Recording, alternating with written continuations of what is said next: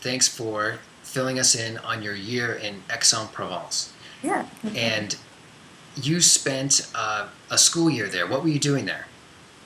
I was studying French at a university that catered to foreign exchange students. And yeah, so I learned French in this small town, Aix-en-Provence. This was right after high school, right? Right, so just about 10 years ago. Okay. And did you spend all day in class, or what was your schedule like?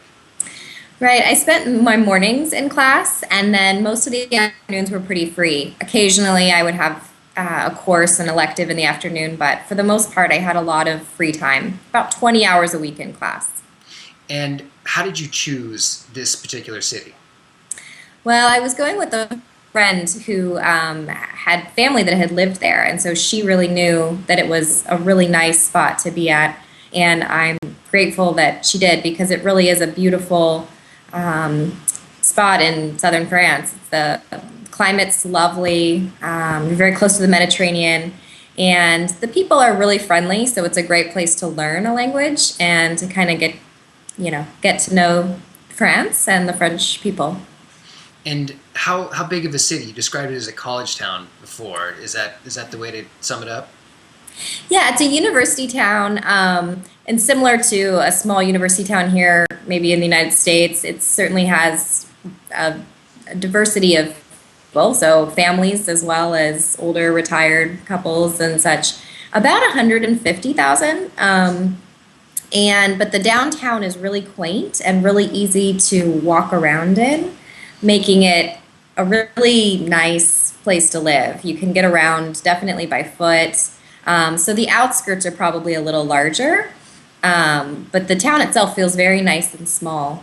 So And how did you find out about the pro? Well, you mentioned your friend told you about that, but was it a university that you studied at?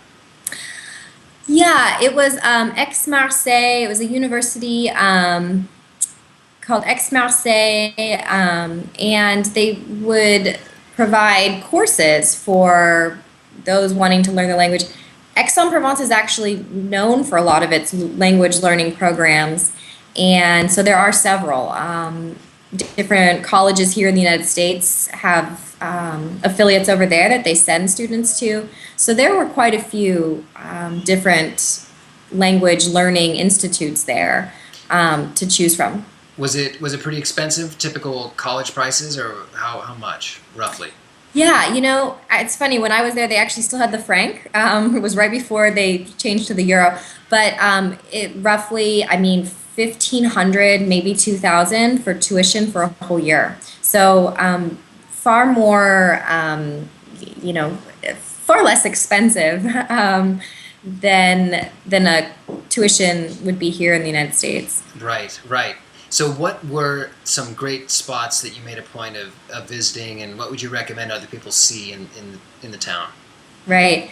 Yeah. Well, the Cours Mirabeau, which is a central boulevard through the town, is just this lovely tree-lined, very, very quaint main boulevard, and it has cafes and bars, and it has a beautiful big fountain in the center. Just a lot of wonderful spots to hang out along this boulevard. One in particular that I spend a lot of time at that's very popular is Les Deux Garçons, and it's a great cafe, and I think it's definitely a spot anyone visiting Aix-en-Provence should stop and have a drink at. And weekend getaways, did you and your friends make a point of getting out of town and seeing things? Yes, you're located so nicely in southern France that getting to Nice or Cannes or just a 30-minute trip to the Mediterranean is quite accessible. Getting to Nice is about a 2-hour ride, either by car or train. Did you take the train or a car or both?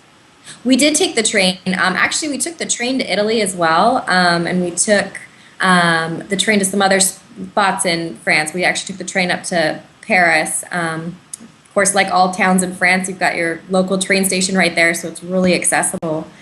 And nothing felt that far away, but anything there in southern France would be even quicker. And actually, car rentals aren't that difficult either. We were a little young for that, so we didn't rent cars. But my parents came to visit. They rented a car. It's really a nice area to drive around in as well. And for students considering studying in France, and specifically studying there, would you recommend they do it? I would. I really, really appreciated my time there. I later studied in Paris, but I feel like Aix-en-Provence was the great place to initially learn French. Again, really friendly people. And some were afraid that the accent would be a little different because in southern France they do speak traditionally with a little more of a twang, I guess is how you would refer to it.